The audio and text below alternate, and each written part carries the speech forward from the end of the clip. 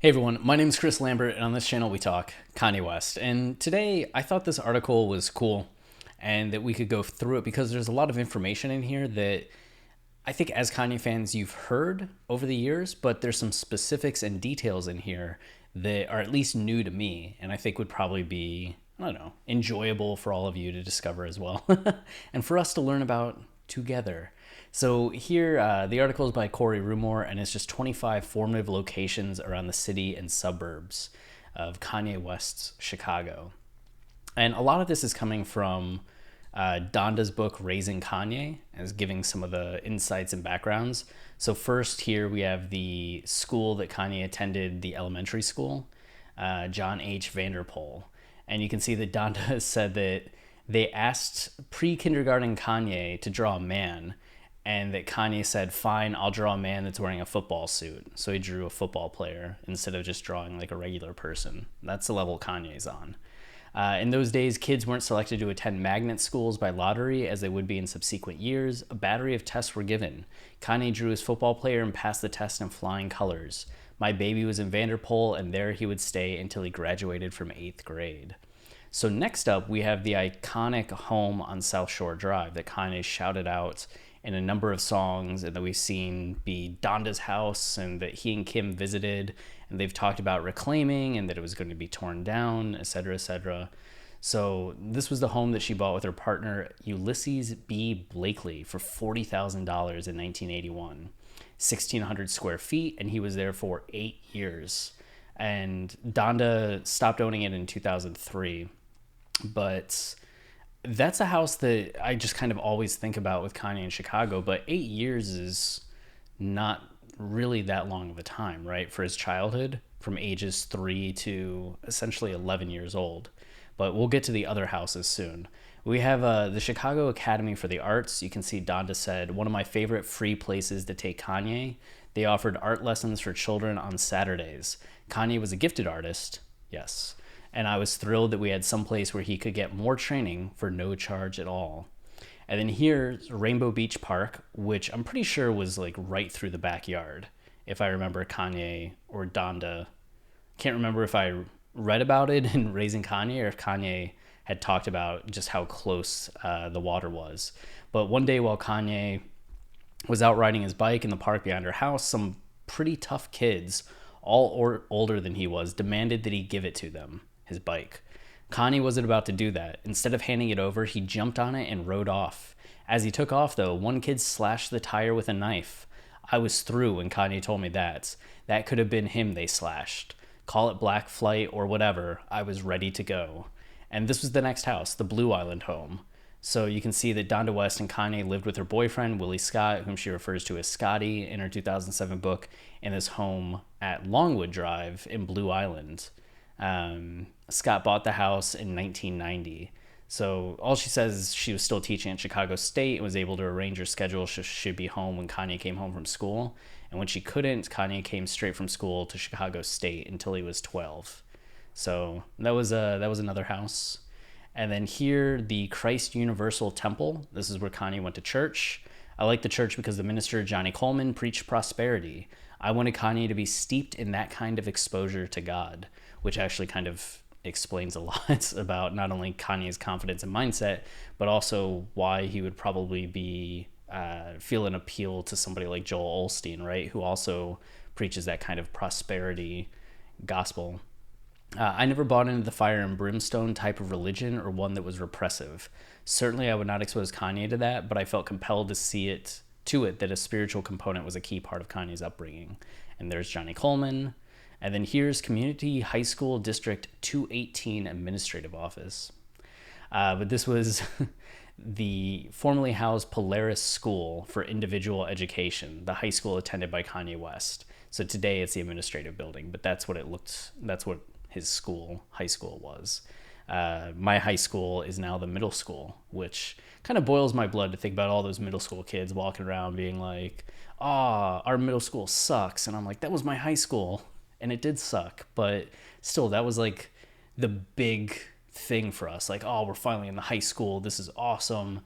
And that's just like their middle school, and they have a whole new high school. Damn.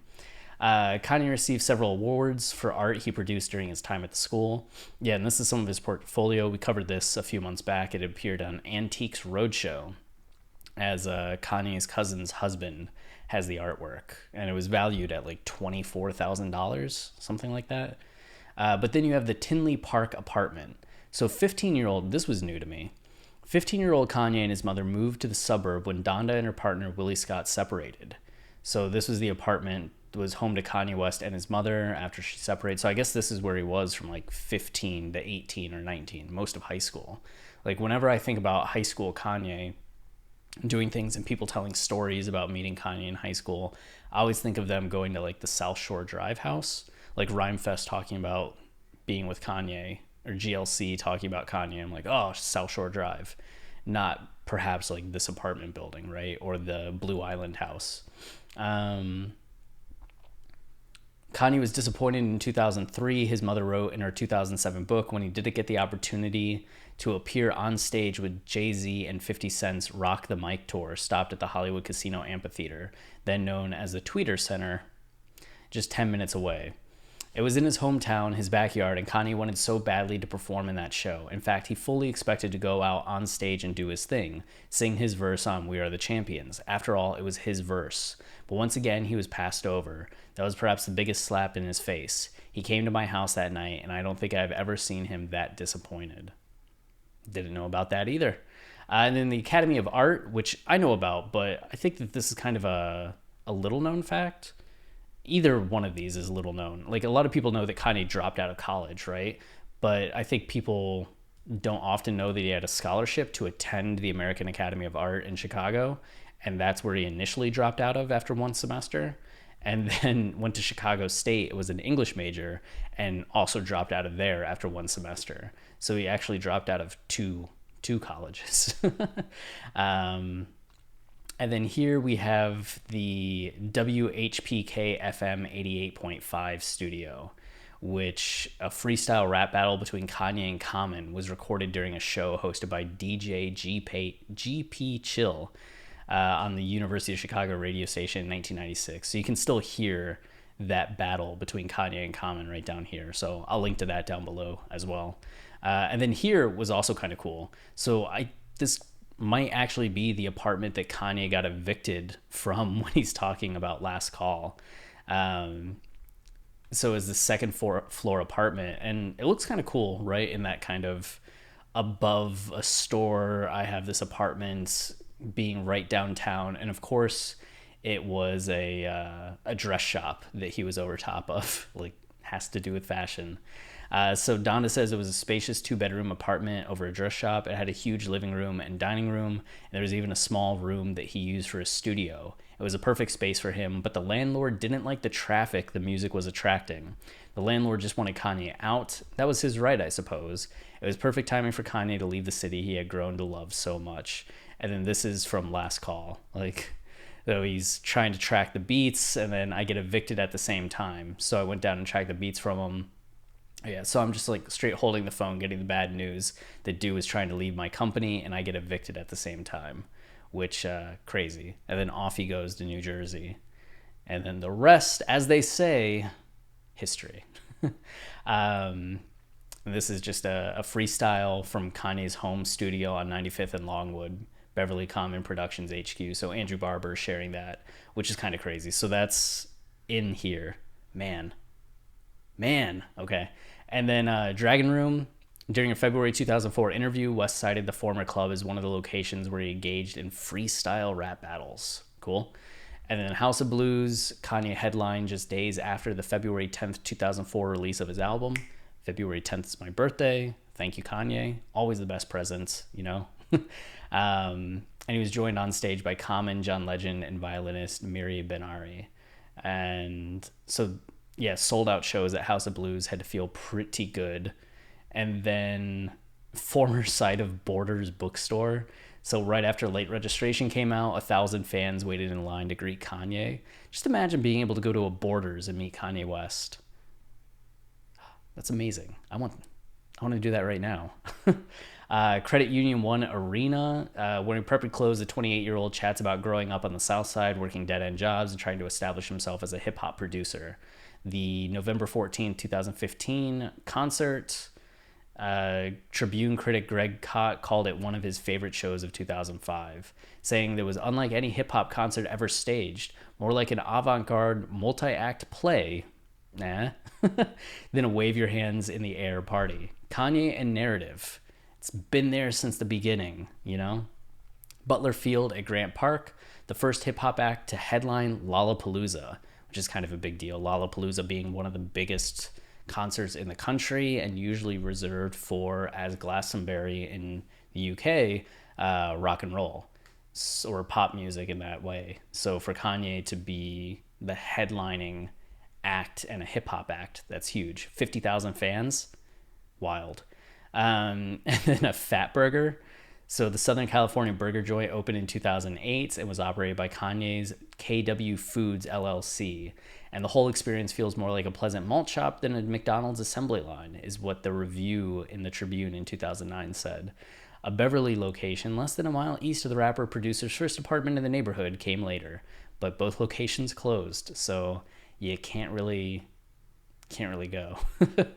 And then here, Auditorium Theater. Kanye was awarded an honorary doctorate during the graduation ceremony for the School of the Art Institute of Chicago on May 11th, 2015. In 2018, Kanye tweets he'll be teaching a course at the school, but they confirmed there are no plans for him to do so. I remember that tweet and how cool that was. But no, it was just Kanye kind of throwing it out into the universe to see if it would happen. And then this photo is hilarious. Like, classic Kanye. And then we have the Avalon Regal Theater, which Kanye said that he was committed to help restore in 2018. And where was it?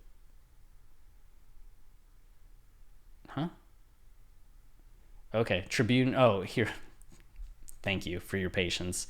Regal Theater owner Gerald Gary said that I can tell you that it is 100% true that we have Kanye's commitment to help fund the remaining repairs to get the venue opened. I'm not at liberty to talk too many details. So the last update I saw on this, I just looked it up. It seemed first quarter 2019, they talked about Kanye giving $1 million to help finish up repairs, but I hadn't seen any other recent news about the theater. Like nothing like repairs are complete or reopening.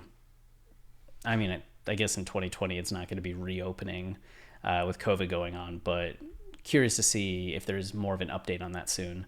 And then here we have the Harold Washington Library. I've got to let you all know that I'm moving back to Chicago, Kanye tells high schoolers at open mic, Chance the Rapper's open mic event. I'm never leaving again. Which is one of those things that, again, was also very great and sounded awesome, but I don't know how often. I mean, he's been back a handful of times, but he definitely hasn't like been staying in Chicago the way that he's been staying in Wyoming. I know at one point it said that there was Kanye and Kim had been looking for houses in Chicago, and that an expensive one that was like $12 million had sold. So people were speculating that Kanye had bought that, but doesn't seem to be the case. And then Guaranteed Rate Field. Kanye and Saint throw out the first pitch at a White Sox game, which is kind of cool.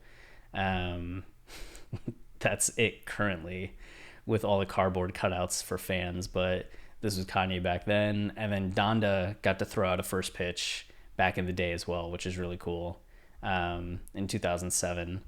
And then here we have Pepe's Mexican Restaurant. 2 weeks after Kanye West dined and played pool at the Naperville Pepe's Mexican Restaurant.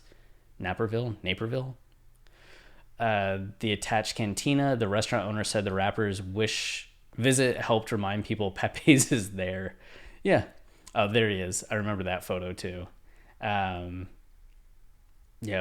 OG Wave Runners. Awesome. And then here, Huntington Park Pavilion at Northerly Island. That was the Sunday service that I'm pretty sure Travis got to go to. Lucky guy. And I'm sure a lot of you got to go to as well. Still, never came to Austin. I still think Kim was going to give a talk at South by Southwest in March, right, of 2020. And I'm almost positive Kanye was going to come down and do a Sunday service. And I felt really, really good about that because I'm like 95% sure I would have gotten to like go and meet him. And then COVID.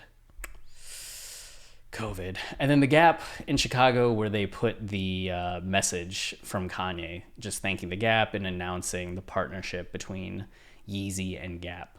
So nice job on Corey for researching all of this and not just putting it all together, but putting it together in chronological order, which is also pretty great. So if you want to check out this article, or at least give Corey some clicks and some coverage, I think that would be a nice thing to do.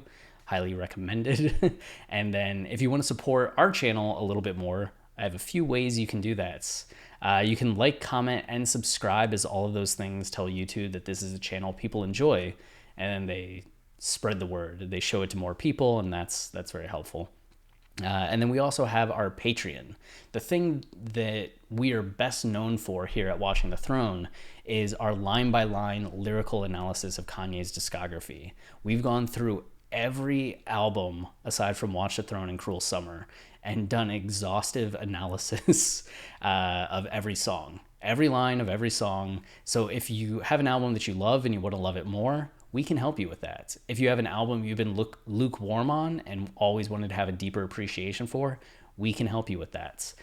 Each episode's an hour to 2 hours, some of them over 2 hours. So it's a lot of conversation, a lot of content, but there's also a lot to take away. And you may not agree with every point, but I think you're going to come away with a grand appreciation for Kanye's discography, more so than you may even already have. And that's available for $5 a month. We're talking over 100 episodes and 200 hours of content, 300 hours of content. So yeah, the $5 goes a long way, as that and YouTube are our main ways of making any money off of this endeavor. So it means a lot to those of you that support us on either medium. And then I also write books. My second novel recently came out. So if you want to buy a copy of my book, which helps me a lot, there's a link in the description for my first book, Killer and Victim, and my second book, Killer Unconquered, which are both like highbrow literary fiction, even though they sound like genre serial killer fiction. But yeah, buying them and reading them, both much appreciated. And then we'll be back with another video soon. Until then, stay wavy and keep it loopy.